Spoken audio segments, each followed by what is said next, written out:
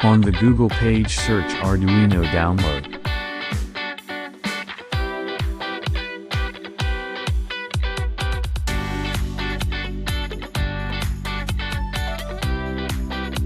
Now click on Arduino IDE download.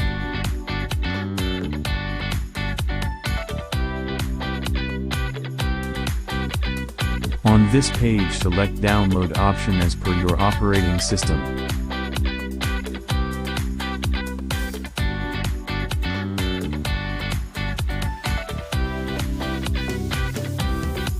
Click on Just Download.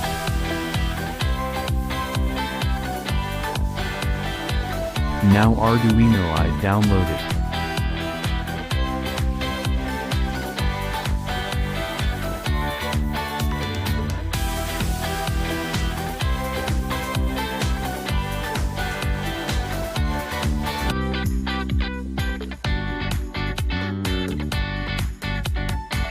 Now download is completed.